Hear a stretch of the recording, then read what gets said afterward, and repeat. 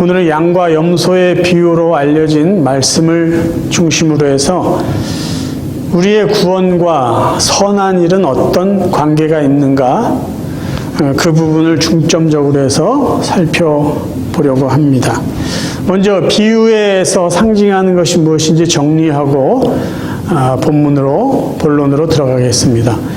이 양과 염소 비유에서 이야기하고 있는 임금 또 인자는 예수님을 상징합니다. 그리고 오른편에 속한 사람들, 양으로 비유된 사람들은 구원받은 사람들, 그래서 영원한 생명 얻고 천국 가는 사람들을 상징하고요.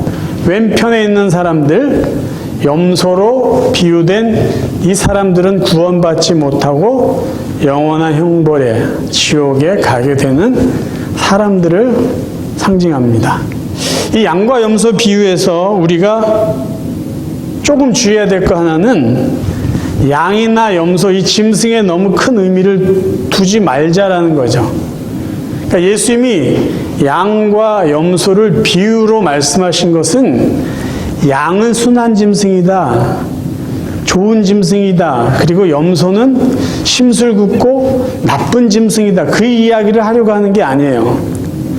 양이 하얀색이고 염소가 검은색으로 분명하게 누가 봐도 구별해서 알 수 있듯이 마지막 때가 되면, 심판 때가 되면 구원받은 사람과 구원받지 못한 사람들이 명확하게 구별될 것이다, 그 의미로 양과 염소를 사용하신 것 뿐입니다. 근데 기독교인들은 이 이야기를 좀 들어봤기 때문에 양이라 그러면 괜히 좋은 짐승같이 생각을 하고, 염소라 그러면 괜히 좀 나쁜 짐승처럼 생각하고 있어요. 근데 그렇지 않다라는 것이에요. 오늘 본문을 보면은요, 마태복음 25장 32절 33절을 보면 그 이유를 알 수 있습니다. 모든 민족을 그 앞에 모으고 각각 구분하기를, 목자가 양과 염소를 구분하는 것 같이 하여 양은 그 오른편에 염소는 왼편에 두리라. 당신은 목축업을 했죠. 그래서 목자들이 양과 염소를 치를 때요, 낮에는 양, 염소 구분하지 않습니다. 같이 섞어서 그 들에다 내보내고 풀을 먹게 하죠. 근데 저녁 때가 되면 양은 양대로, 염소는 염소대로 구분을 해요. 왜 그러냐? 양은 추위에 강하기 때문에 겨울에도 밖에 놔둬도 괜찮아요. 근데 염소는 추위에 약해서 특히 겨울에는요, 실내에 염소를 모아서 그 밤을 지내게 합니다. 그러니까 목자가 그렇게 하듯이, 양과 염소를 구분하듯이 마지막 때는 하나님의 백성과 하나님의 백성 아닌 사람들이 구별된다, 그 이야기를 하고 계신 것입니다. 그러면 이제 우리 본문의 내용을 살펴볼게요. 본문 내용을 쭉 읽으면 마치 누군가를 도와주고 누군가를 살펴보고 그렇게 해야지 영원한 생명을 얻고, 그렇게 하지 않으면 영원한 형벌을 받는 것처럼 우리가 읽혀지고 있어요. 그래서 마치 선한 일을 해야지 구원받는 것 같고, 선한 일을 하지 못하면 구원받지 못해서 천국 가지 못하고 지옥 가는 것처럼 그렇게 이 본문이 읽혀지기 쉽습니다. 그래서 선행이 구원의 조건인가 아닌가, 그런 고민을 하게 만듭니다. 여러분들 어떻게 생각하세요? 뭔가 착한 일을 해야지 내가 천국 가는데 도움이 될 것이다 라고 생각을 하십니까? 아니면 착한 일을 하든 안 하든 그거는 나의 구원과 상관이 없다라고 생각을 하십니까? 이 부분을 이해하기 위해서는요, 이 비유 말씀을 듣는 대상이 누군지 먼저 알아야 합니다. 자, 마태복음 24장 3절. 그러니까 마태복음 24장의 이야기와 마태복음 25장의 이야기는 예수님이 누구를 향해서 하셨는지를 먼저 우리가 이해하셔야 돼요. 마태복음 24장 3절에 예수께서 감람산 위에 앉으셨을 때에 제자들이 조용히 와서 이르되 우리에게 이르소서 어느 때에 이런 일이 있겠사오며 또 주의 임하심과 세상 끝에는 무슨 징조가 있사오리이까. 예수님의 제자들이 예수님께 진지하게 물어본 것이요. 말세에는 어떤 일이 있겠습니까? 그때 예수님이 마태복음 24장 이 후반 부분에서 말세는 이런 일이 있을 거야. 전쟁이 일어나고 기근이 일어나고 가뭄이 있고 사람들이 거짓 선지자들이 나타나서 내가 메시아다 예수다라는 이단들이 나올 거고 그리스도인들이 박해를 받을 거야. 그때가 끝의 모습이고 이제 그때쯤 돼서 내가 다시 올 거야 라고 말씀하세요. 그리고 나서 마태복음 25장에 우리가 지난주 계속 살펴봤듯이 열처녀 비유와 달란트 비유와 지금 양과 염소의 비유를 말씀해 주고 계세요. 무엇을 의미할까요? 제자들이 이 말씀을 받는 대상이에요. 이미 선택받은 자들이에요. 그래서 예수님이 이 말씀하신 의도는 이미 선택받은 백성들이 마지막 때에 예수님의 재림을 어떻게 준비하며 살아야 될지를 도전하고 교훈해 주시는 말씀이지, 너희들이 이렇게 살면은 나의 제자가 되고 하나님의 백성이 되고 천국 갈 수 있어, 그 이야기를 하시는 게 아니다라는 겁니다.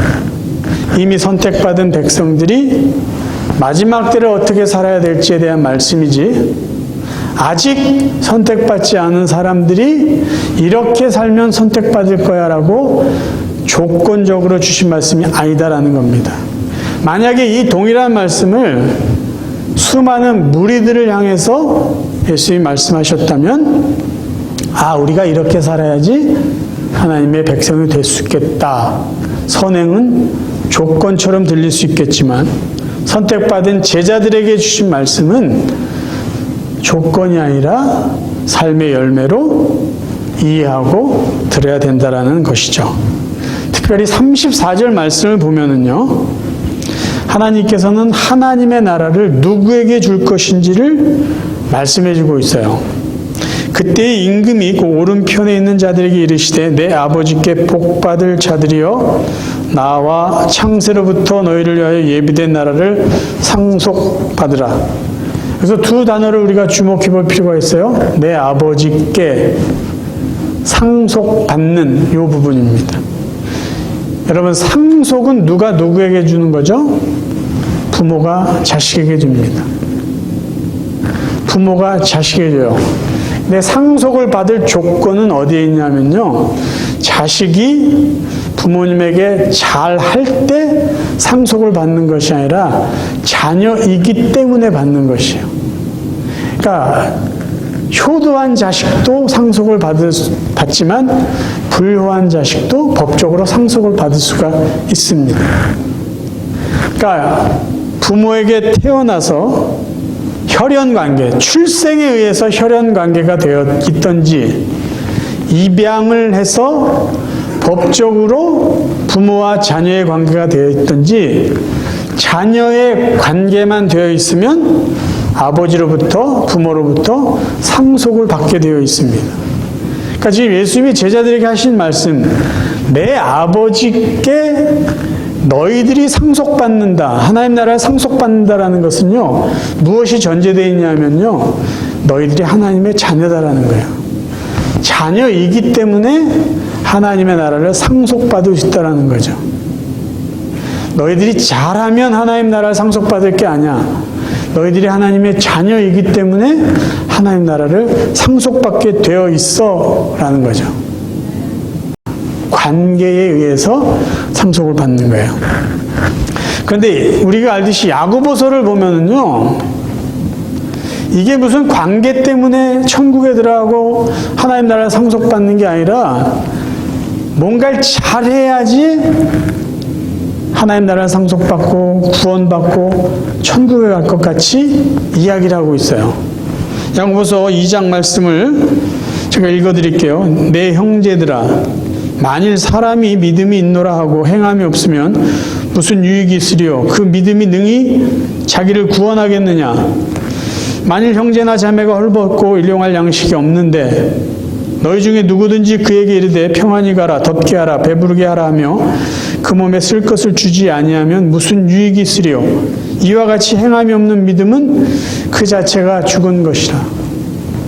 그러니까 오늘 본문에 양과 염소에 비해 이야기가 비슷해요. 형제나 자매가 헐벗고 일용할 양식이 없는데 주지 않으면 죽은 믿음이라는 거죠. 근데 또 로마서에서는 이거와 상반되는 듯한 말씀을 합니다.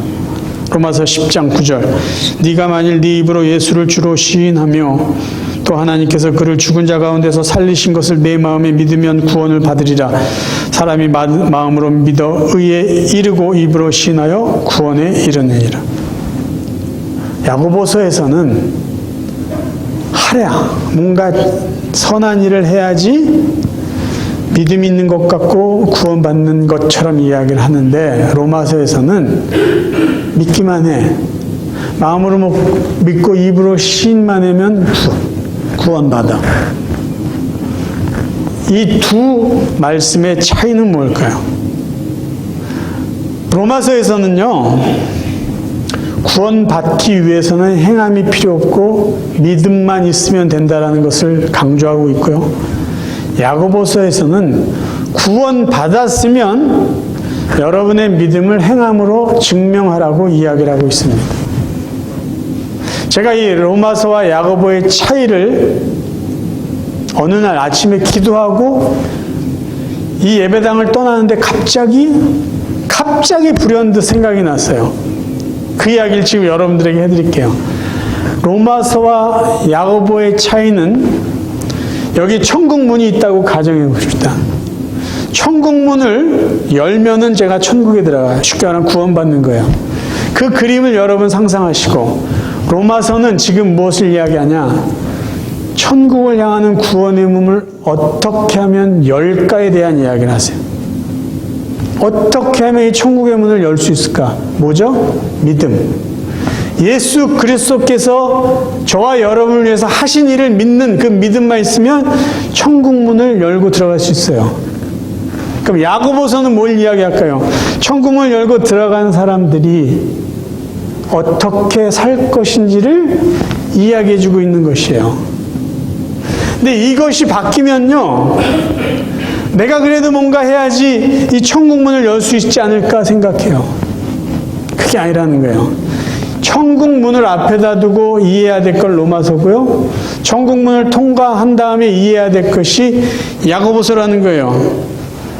자, 죄인이 구원받을 수 있는 유일한 방법, 유일한 길, 뭐죠? 오직 예수를 그리스도로 믿는 그 믿음이면 충분합니다. 왜냐하면 사람들은요, 구원받기 위해서 해야 될 일이 하나도 없어요. 할 수도 없어요. 왜냐하면 하나님이 하셨기 때문이에요. 다 하셨기 때문에 우리가 할 수 있는 거는, 해야 되는 건 믿는 믿음 하나밖에 없다라는 거예요. 그럼 야고보서는 왜 자꾸 행함을 강조할까요? 여러분, 그 믿음으로 구원받았습니까? 천국문을 열고 들어왔습니까? 하늘나라 향해 가고 계십니까? 그러면 그 믿음을 삶을 통해서 보여줘야 되지 않겠습니까? 이것을 저희들에게 도전해주고 있는 것입니다. 그래서 오늘 이 양과 염소의 비유를 보면서 우리가 이런 질문을 할 수 있어요. 선행이 구원받는 조건이 될 수 없다면 왜 오늘 본문의 임금은 선을 베풀면 영생을 얻는 것, 선을 베풀지 않으면 영벌에 처하는 것처럼 이야기하고 계실까? 왜 마치 선행이 영생과 영벌의 기준처럼 이야기해주고 있을까? 여러분, 어떻게 대답해야 될까요? 선을 행하고 자비를 베푸는 것은 하나님 나라에 들어가는 원인으로 나타내야 되는 삶이 아니고 결과로 나타내야 되는 거예요. 내가 구원받았다, 내가 하나님의 백성이다, 그러면 선을 행할 수밖에 없다는 거예요.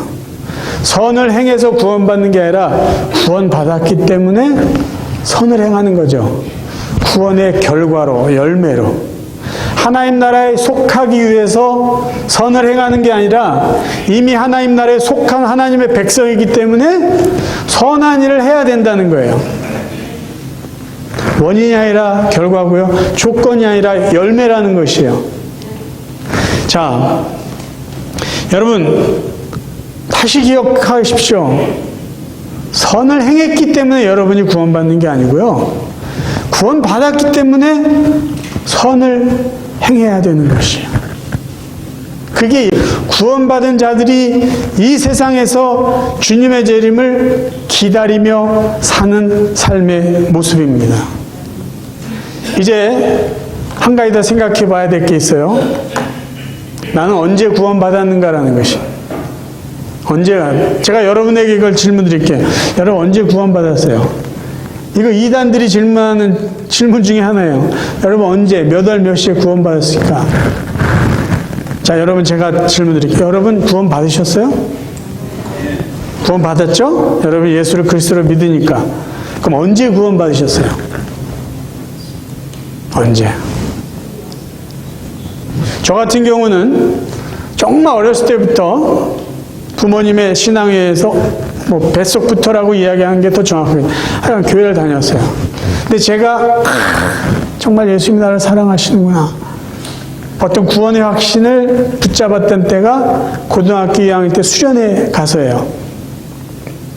어떤 분들은 대학교 때, 어떤 분들은 결혼해서, 어떤 분들은 이미 나와가지고 막 정신없이 살다가 누가 교회 가자고 그래서 뭐 갔는데 아무 생각 없이 있다가 어느 순간 예수를 믿고 잘은 모르지만 뭐 전 구원 받았습니다. 이렇게 이야기하시는 분들도 계세요. 여러분은 어떠세요? 그게 대학교 때입니까? 아니면 뭐 초등학교 때입니까? 아니면 결혼해서입니까? 언제예요? 언제 구원 받았습니까? 오늘 본문에 이 질문을 떠오르게 하는 그 구절이 있어요. 34절에 보면은 복받을 자들이여 나와 창세로부터 너희를 위하여 예비된 나라를 상속받으라 했어요. 예수님은 제자들에게 뭐라고 말씀하시냐면요. 창세로부터 너희를 위하여 예비된 나라를 상속받으라 했어요. 아니 제자들이 예수님 앞에 부름받은 게 몇 년 안 되잖아요. 근데 예수님은 그들에게 창세로부터 너희들을 위하여 준비한 나라를 상속받으라고 말합니다. 사도 바울도 비슷한 이야기를 해요. 에베소 1장에 보면요. 곧 창세 전에 그리스도 안에서 우리를 택하사 우리로 사랑 안에서 그 앞에 거룩하고 흠이 없게 하시려고 그 기쁘신 뜻대로 우리를 예정하사 예수 그리스도로 말미암아 자기 아들들이 되게 하셨으니. 사도 바울은요. 창세로부터 조금 더 앞서서 이야기를 해요. 창세 전에. 창세 전에 하나님 우리를 하나님의 자녀로 선택했다라고 말하고 있어요. 아니, 제가 태어난 지는 뭐 60년, 80년인데, 아니 제가 태어나기도 전에 구원받았다고요?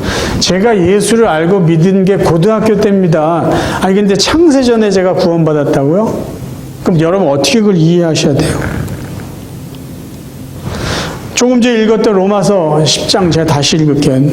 내가 만일 내 입으로 예수를 주로 시인하며 또 하나님께서 그를 죽은 자 가운데서 살리신 것을 내 마음에 믿으면 구원을 받으라 했습니다. 아니 알기도 전에 믿기도 전에 하나님이 나를 구원하셨다고요? 그 말씀하고도 이렇게 뭔가 안 맞잖아요. 여러분 어떻게 생각하세요? 아니, 내가 예수 믿고 구원받았다는 확신을 가진 거는 뭐 20년 전, 30년 전인데 왜 자꾸 성경은 창세 전, 창세로부터 그렇게 말을 하고 있을까요? 여러분 언제 구원받으셨어요? 성경대로 말하면 여러분은요, 여러분 이 세상에 있기 전에 구원받았습니다.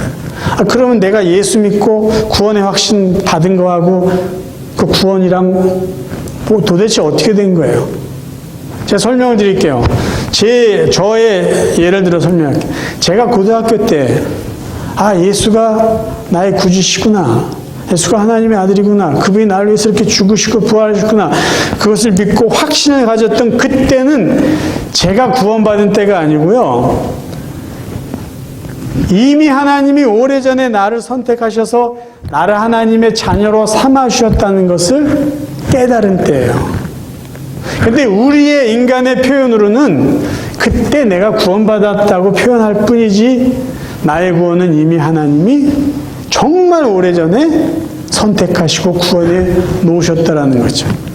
여러분이 어느 순간, 예를 들면 1990년 5월 5일날 내가 예수를 믿고 구원받았다라고 이야기하는 그때는 정확하게 어떤 때냐면, 하나님이 나를 위해서 예수를 죽이시고 나를 위해서 이렇게 은혜를 베푸셨구나, 내가 하나님의 은혜 속에 선택받은 자구나라는 것을 깨달은 때라는 거예요.